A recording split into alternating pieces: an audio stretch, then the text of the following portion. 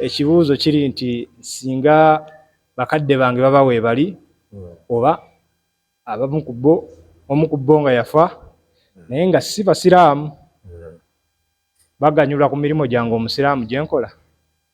Omukadde ng'abadde si musiraamu, kitegeerekese, omwana we n'afa, aganyulwa mu mirimu gye? Taganyulwamu.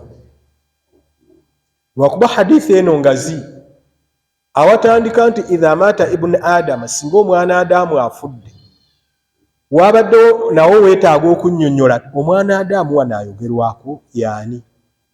Kubanga ne Peter naye mwana Adamu. Nabbi yakozesa ekigambo mwana Adamu sallallahu alaihi wasallam ng'olumu okitegeerera mu wakireetedde nti wano kizingiddemu Everett, Tom, Dick and Harry, bonna bazingiddwamu, oba omwana Adamu ayogerwako wanjawulo. Singa Nabbi agamba sallallahu alaihi wasallam ana sayyidu waladi bani Adam wala fakhar, abaana Adamu bonna Allah be yatonda nze mukama waabwe, ekyo kyawula mu mwana Adamu omusiraamu n'atali?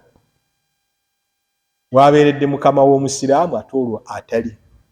Naye bwagamba nti omwana Adamu bwafa emirimu gye gikutukawo gyaganyulwamu, wabula gyaganyulwamu egitakutukawo gye gino ng'ate oyingizaamu gundi, nedda. Ndowooza ekyo tukyanukudde. Ekiddako? Naam, faddali.